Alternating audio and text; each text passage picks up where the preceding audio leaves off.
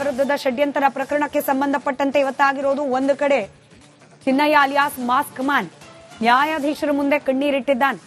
ಮತ್ತೊಂದು ಕಡೆಯಲ್ಲಿ ಮಹೇಶ್ ಶೆಟ್ಟಿ, ತಿಮರೋಡಿ, ಗಡಿಪಾಲ್ ಇದೆಲ್ಲದರ ನಡುವೆ ಧರ್ಮಸ್ಥಳದ ವಿರುದ್ಧದ ಷಡ್ಯಂತರಕ್ಕೆ ಚಿನ್ನಯ್ಯನನ್ನ ಬಳಕೆ ಮಾಡಿಕೊಂಡ ವಿಚಾರಕ್ಕೆ ಸಂಬಂಧಪಟ್ಟಂತೆ ತಿಮರೋಡಿ ಟೀಮ್ ಬಂಧನಕ್ಕೇನೆ ಆಗ್ರಹಿಸುತ್ತಿದ್ದಾರೆ ಧರ್ಮಸ್ಥಳ ಗ್ರಾಮಸ್ಥರು.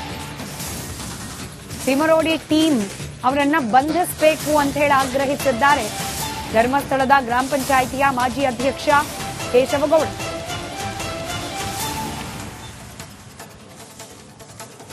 ಈಗ ಒಂದು ವಿಡಿಯೋಗಳನ್ನ ನೀವು ಸತತವಾಗಿ ನೋಡ್ತಾ ಇದ್ರ. ಒಂದು ವಿಡಿಯೋ ಏನು ಈ ಬುರುಡೆ ಪ್ರಕರಣ ಆರಂಭವಾದಾಗಿನಿಂದ ಒಂದ್ ಕಡೆ ಇತ್ತು, ಇದೀಗ ಮತ್ತೊಂದು ಟ್ವಿಸ್ಟ್ ಅನ್ನ ಪಡೆದುಕೊಳ್ತಾ ಇದೆ. ಏನ್ ಹೇಳ್ತೀರಿ?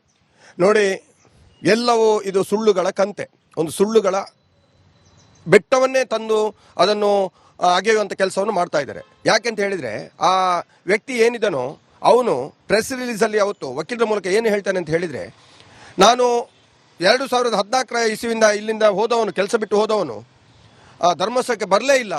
ನಾನು ಎಲ್ಲೋ ಬೇರೆ ಬೇರೆ ರಾಜ್ಯಗಳಲ್ಲಿದ್ದೆ. ನಾನು ಬಂದರೆ ಒಂದು ವೇಳೆಗೆ ಬಂದರೆ ನನಗೆ ಕೊಲೆ ಬೆದರಿಕೆ ಇದೆ ಅಲ್ಲಿ ಅಂತ ಹೇಳುವಂಥ ದೃಷ್ಟಿಯಿಂದ ನಾನು ಅಲ್ಲಿಗೆ ಹೋಗಲಿಲ್ಲ. ಹಾಗಾಗಿ ನಾನು ಬರಲೇ ಇಲ್ಲ ಅಂತ ಹೇಳ್ತಾನೆ ಒಂದು ಕಡೆ. ಆ ಪ್ರೆಸ್ ರಿಲೀಸಲ್ಲಿ ವಕೀಲರು ರಿಲೀಸ್ ಮಾಡಿದಂಥ ಪ್ರೆಸ್ ನೋಟಲ್ಲಿ ಅವರು ಹೇಳುವಂಥದ್ದು. ಆ ನಂತರ ಈ ವಿಡಿಯೋವನ್ನು 2 ವರ್ಷದ ಹಿಂದೆ ಬಿಡುಗಡೆ ಮಾಡಿದ್ದು ಅಂತ ಹೇಳ್ತಾರೆ, 2023ರಲ್ಲಿ ಅಂತ ಹೇಳ್ತಾರೆ. ಹಾಗಾದ್ರೆ ಯಾವುದು ಸತ್ಯ? ಇವರು ಮಾಡುವಂಥದ್ದೇ ಈ ಬುರುಡೆ ಏನಿದೆಯೋ ಇದೆಲ್ಲ ಸುಳ್ಳುಗಳ ಕಂತೆ. ಒಟ್ಟಾರೆಯಾಗಿ ಏನು ಅಂತ ಹೇಳಿದ್ರೆ, ಒಂದು ಜನರಿಗೆ ಒಂದು ಮಂಕು ಮರಳು ಮಾಡಿ ಜನರನ್ನು ಯಾವುದೋ ಒಂದು ರೀತಿಯಲ್ಲಿ ಉಪಯೋಗಿಸಿಕೊಂಡು ಅವರನ್ನು ಕೆಟ್ಟದಾಗಿ ಬಿಂಬಿಸಿ ಒಟ್ಟಾರೆಯಾಗಿ ಧರ್ಮಸ್ಥಳ ಕ್ಷೇತ್ರಕ್ಕೆ ಒಂದು ಕೆಟ್ಟ ಹೆಸರನ್ನು ತರಬೇಕು, ಧರ್ಮಾಧಿಕಾರಿಗಳಿಗೆ ಕೆಟ್ಟ ಹೆಸರನ್ನು ತರಬೇಕು, ಅವರ ಕುಟುಂಬಕ್ಕೆ ಕೆಟ್ಟ ಹೆಸರನ್ನು ತರಬೇಕು ಅಂತ ಹೇಳುವಂಥ ನಾಟಕದ ಒಂದು ಅಂಗ. ಇದೆಲ್ಲ ಸತ್ಯಗಳು ಹೊರಗಡೆ ಬರ್ತಾ ಇದ್ದಾವೆ ಈಗ. ಯಾಕೆಂತ ಹೇಳಿದ್ರೆ ಎಲ್ಲವೂ ಅವರು ಹೇಳ್ತಿರೋದು ಸುಳ್ಳು ಅಂತೇಳಿ ಗೊತ್ತಾಗಿದೆ. ಹಾಗಾಗಿ ಇದು ವಿಡಿಯೋ ತುಣುಕುಗಳು ಅದು ಬೆದರಿಸಿ ಮಾಡಿದಾರ, ಸತ್ಯವಾಗಿ ಮಾಡಿದಾರ ಅಂತ ಹೇಳುವುದನ್ನು ಇನ್ನು SIT ಅವರು ತನಿಖೆ ಮಾಡುವಾಗ ಗೊತ್ತಾಗ್ತದೆ ನಮಗೆ. ಅದು ಈ ಮಲ್ಲಿಕಾ ಅಂದ್ರೆ ಚಿನ್ನಯ್ಯನ ಹೆಂಡತಿ ಮಲ್ಲಿಕಾ ಕೂಡ ನಿನ್ನೆ ನಮ್ಮಲ್ಲಿ ಒಂದು ಹೇಳಿಕೆಯನ್ನು ಕೊಟ್ಟಿದ್ದಾರೆ. ಈ ಪ್ರಕರಣದಲ್ಲಿ ನಮಗೆ ಹೇಗೆ ಒಳಗಡೆ ಸೇರಿಸಲಾಯಿತು ಅಂತ ಹೇಳಬೇಕು, ಅದ್ರ ಬಗ್ಗೆ. ಮಲ್ಲಿಕಾ ಎಂಬವ್ರು ನನಗೆ ಗೊತ್ತಿಲ್ಲ, ಅವ್ರು 2ನೇ ಹೆಂಡತಿ ಅಂತ ಹೇಳಿ ಹೇಳ್ತಾ ಇದ್ದಾರೆ ಮಾಧ್ಯಮದ ಮೂಲಕ ನಾನು ನೋಡಿರುವಂಥದ್ದು. ಅವರು ಪ್ರಥಮವಾಗಿ ಇಂಟರ್ವ್ಯೂ ಮಾಡುವಾಗ ಅವರನ್ನಲ್ಲಿ ಕೂತುಗೊಳಿಸಿದ್ದಾರೆ. ಮತ್ತೆ ಮೊನ್ನೆ ಹೇಳಿದ್ರು ನಮಗೆ ಗೊತ್ತೇ ಇಲ್ಲ, ಅವರನ್ನು ಏನೋ ಕರ್ಕೊಂಡು ಹೋದ್ರು ಅಂತ ಹೇಳುವುದನ್ನು ಅವರು ಹೇಳಿದರು. ಬಹುಶಃ ಅವರನ್ನು ಏನೋ ಒಂಥರ ಅವರಿಗೇನೋ ಆಮಿಷ ಒಡ್ಡಿ ಅವರನ್ನೇನೋ ಪಾಪದವ್ರು ನೋಡಿ, ಅವರು ದುಡಿದು ತಿನ್ನುವಂಥ ಕಾರ್ಮಿಕ ವಿಭಾಗದವರು ಎಲ್ಲೋ ಇದ್ರು, ಪಾಪ ದುಡ್ಕೊಂಡು ಅವರಷ್ಟಕ್ಕೆ ಇದ್ರು, ಏನೋ ಮಾಡ್ತಿದ್ರು. ಇಲ್ಲಿ ನಿಜವಾಗಿ ಅವರು ಹೋಗಿದ್ದು ಏನು, ಯಾಕೆ, ಏನು ಅಂತ ಹೇಳೋದು ಎಲ್ಲ ಗೊತ್ತಿದೆ. ಈಗ ಏನಾಯ್ತು, ಅವನ ಕುಟುಂಬ ಬೀದಿಗೆ ಬಿತ್ತಲ್ಲ, ಇದಕ್ಕೆ ಜವಾಬ್ದಾರಿ ಯಾರು? ಅವರನ್ನು ತನಿಖೆ ಮಾಡಬೇಕಲ್ಲ. ಅವರು ವಿರುದ್ಧದ ಷಡ್ಯಂತರ ಪ್ರಕರಣಕ್ಕೆ ಸಂಬಂಧಪಟ್ಟಂತೆ ಇವತ್ತಾಗಿರೋದು ಒಂದು ಕಡೆ ಚಿನ್ನಯ್ಯ ಅಲಿಯಾಸ್ ಮಾಸ್ಕ್ ಮ್ಯಾನ್ ನ್ಯಾಯಾಧೀಶರ ಮುಂದೆ ಕಣ್ಣೀರಿಟ್ಟಿದ್ದಾನೆ. ಮತ್ತೊಂದು ಕಡೆಯಲ್ಲಿ ಮಹೇಶ್ ಶೆಟ್ಟಿ, ತಿಮರೋಡಿ, ಗಡಿಪಾಲ್ ಇದೆಲ್ಲದರ ನಡುವೆ ಧರ್ಮಸ್ಥಳದ ವಿರುದ್ಧದ ಷಡ್ಯಂತರಕ್ಕೆ ಚಿನ್ನಯ್ಯನನ್ನ ಬಳಕೆ ಮಾಡಿಕೊಂಡ ವಿಚಾರಕ್ಕೆ ಸಂಬಂಧಪಟ್ಟಂತೆ ತಿಮರೋಡಿ ಟೀಮ್ ಬಂಧನಕ್ಕೇನೆ ಆಗ್ರಹಿಸುತ್ತಿದ್ದಾರೆ ಧರ್ಮಸ್ಥಳ ಗ್ರಾಮಸ್ಥರು. ತಿಮರೋಡಿ ಟೀಮ್ ಅವರನ್ನ ಬಂಧಿಸಬೇಕು ಅಂತ ಹೇಳಿ ಆಗ್ರಹಿಸಿದ್ದಾರೆ ಧರ್ಮಸ್ಥಳದ ಗ್ರಾಮ ಪಂಚಾಯಿತಿಯ ಮಾಜಿ ಅಧ್ಯಕ್ಷ ಕೇಶವಗೌಡ.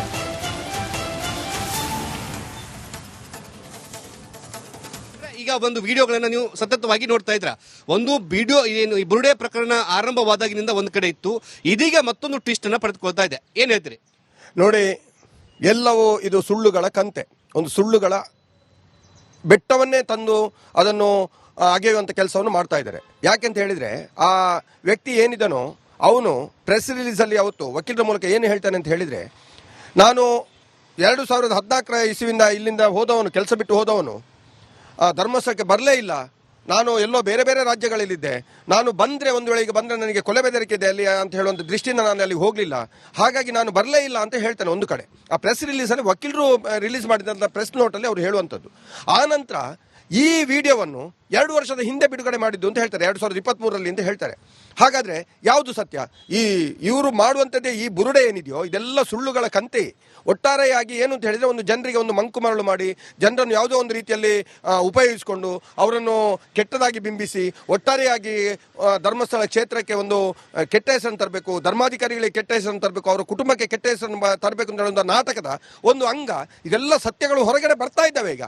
ಯಾಕೆಂತ ಹೇಳಿದ್ರೆ ಎಲ್ಲವೂ ಅವರು ಹೇಳ್ತಿರೋದು ಸುಳ್ಳು ಅಂತೇಳಿ ಗೊತ್ತಾಗಿದೆ.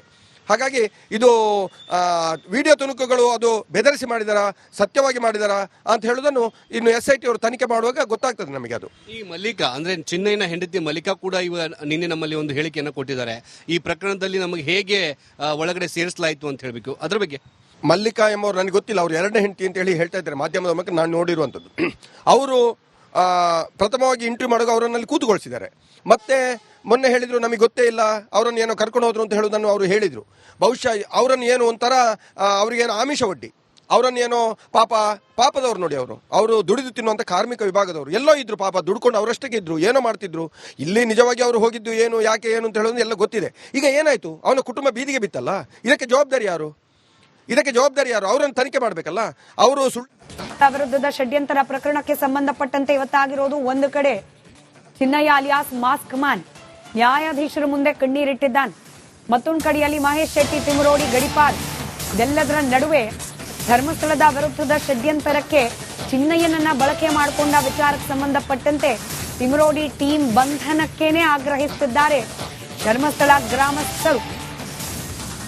ತಿಮರೋಡಿ ಟೀಮ್ ಅವರನ್ನ ಬಂಧಿಸಬೇಕು ಅಂತ ಹೇಳಿ ಆಗ್ರಹಿಸಿದ್ದಾರೆ ಧರ್ಮಸ್ಥಳದ ಗ್ರಾಮ ಪಂಚಾಯಿತಿಯ ಮಾಜಿ ಅಧ್ಯಕ್ಷ ಕೇಶವಗೌಡ.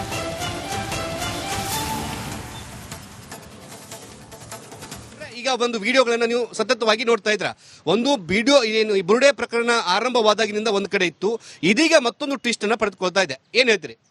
ನೋಡಿ, ಎಲ್ಲವೂ ಇದು ಸುಳ್ಳುಗಳ ಕಂತೆ, ಒಂದು ಸುಳ್ಳುಗಳ ಬೆಟ್ಟವನ್ನೇ ತಂದು ಅದನ್ನು ಅಗೆಯುವಂಥ ಕೆಲಸವನ್ನು ಮಾಡ್ತಾ ಇದ್ದಾರೆ. ಯಾಕೆಂತ ಹೇಳಿದ್ರೆ, ಆ ವ್ಯಕ್ತಿ ಏನಿದನೋ ಅವನು ಪ್ರೆಸ್ ರಿಲೀಸಲ್ಲಿ ಅವತ್ತು ವಕೀಲರ ಮೂಲಕ ಏನು ಹೇಳ್ತಾನೆ ಅಂತ ಹೇಳಿದ್ರೆ, ನಾನು 2014 ಇಸ್ವಿಯಿಂದ ಇಲ್ಲಿಂದ ಹೋದವನು, ಕೆಲಸ ಬಿಟ್ಟು ಹೋದವನು, ಧರ್ಮಸ್ಥಳಕ್ಕೆ ಬರಲೇ ಇಲ್ಲ. ನಾನು ಎಲ್ಲೋ ಬೇರೆ ಬೇರೆ ರಾಜ್ಯಗಳಲ್ಲಿದ್ದೆ. ನಾನು ಬಂದರೆ, ಒಂದು ವೇಳೆ ಈಗ ಬಂದರೆ ನನಗೆ ಕೊಲೆ ಬೆದರಿಕೆ ಇದೆ ಅಲ್ಲಿ ಅಂತ ಹೇಳುವಂಥ ದೃಷ್ಟಿಯಿಂದ ನಾನು ಅಲ್ಲಿ ಹೋಗಲಿಲ್ಲ. ಹಾಗಾಗಿ ನಾನು ಬರಲೇ ಇಲ್ಲ ಅಂತ ಹೇಳ್ತಾನೆ ಒಂದು ಕಡೆ. ಆ ಪ್ರೆಸ್ ರಿಲೀಸಲ್ಲಿ ವಕೀಲರು ರಿಲೀಸ್ ಮಾಡಿದಂಥ ಪ್ರೆಸ್ ನೋಟಲ್ಲಿ ಅವರು ಹೇಳುವಂಥದ್ದು. ಆ ನಂತರ ಈ ವಿಡಿಯೋವನ್ನು 2 ವರ್ಷದ ಹಿಂದೆ ಬಿಡುಗಡೆ ಮಾಡಿದ್ದು ಅಂತ ಹೇಳ್ತಾರೆ, 2023ರಲ್ಲಿ ಅಂತ ಹೇಳ್ತಾರೆ. ಹಾಗಾದರೆ ಯಾವುದು ಸತ್ಯ? ಇವರು ಮಾಡುವಂಥದ್ದೇ ಈ ಬುರುಡೆ ಏನಿದೆಯೋ ಇದೆಲ್ಲ ಸುಳ್ಳುಗಳ ಕಂತೆ. ಒಟ್ಟಾರೆಯಾಗಿ ಏನು ಅಂತ ಹೇಳಿದರೆ, ಒಂದು ಜನರಿಗೆ ಒಂದು ಮಂಕು ಮರಳು ಮಾಡಿ, ಜನರನ್ನು ಯಾವುದೋ ಒಂದು ರೀತಿಯಲ್ಲಿ ಉಪಯೋಗಿಸಿಕೊಂಡು ಅವರನ್ನು ಕೆಟ್ಟದಾಗಿ ಬಿಂಬಿಸಿ, ಒಟ್ಟಾರೆಯಾಗಿ ಧರ್ಮಸ್ಥಳ ಕ್ಷೇತ್ರಕ್ಕೆ ಒಂದು ಕೆಟ್ಟ ಹೆಸರನ್ನು ತರಬೇಕು, ಧರ್ಮಾಧಿಕಾರಿಗಳಿಗೆ ಕೆಟ್ಟ ಹೆಸರನ್ನು ತರಬೇಕು, ಅವರ ಕುಟುಂಬಕ್ಕೆ ಕೆಟ್ಟ ಹೆಸರನ್ನು ತರಬೇಕು ಅಂತ ಹೇಳುವಂಥ ನಾಟಕದ ಒಂದು ಅಂಗ. ಇದೆಲ್ಲ ಸತ್ಯಗಳು ಹೊರಗಡೆ ಬರ್ತಾ ಇದ್ದಾವೆ ಈಗ.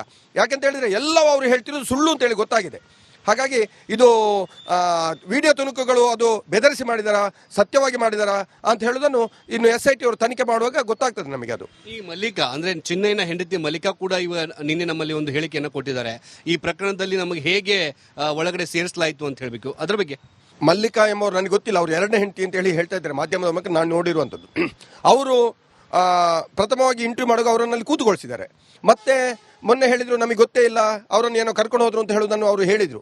ಬಹುಶಃ ಅವರನ್ನು ಏನು ಒಂಥರ ಅವರಿಗೇನೋ ಆಮಿಷ ಒಡ್ಡಿ ಅವರನ್ನೇನೋ ಪಾಪದವ್ರು ನೋಡಿ, ಅವರು ದುಡಿದು ತಿನ್ನುವಂಥ ಕಾರ್ಮಿಕ ವಿಭಾಗದವರು ಎಲ್ಲೋ ಇದ್ರು, ಪಾಪ ದುಡ್ಕೊಂಡು ಅವರಷ್ಟಕ್ಕೆ ಇದ್ರು, ಏನೋ ಮಾಡ್ತಿದ್ರು. ಇಲ್ಲಿ ನಿಜವಾಗಿ ಅವರು ಹೋಗಿದ್ದು ಏನು, ಯಾಕೆ ಏನು ಅಂತ ಹೇಳೋದು ಎಲ್ಲ ಗೊತ್ತಿದೆ. ಈಗ ಏನಾಯ್ತು, ಅವನ ಕುಟುಂಬ ಬೀದಿಗೆ ಬಿತ್ತಲ್ಲ, ಇದಕ್ಕೆ ಜವಾಬ್ದಾರಿ ಯಾರು? ಅವರನ್ನು ತನಿಖೆ ಮಾಡಬೇಕಲ್ಲ. ಅವರು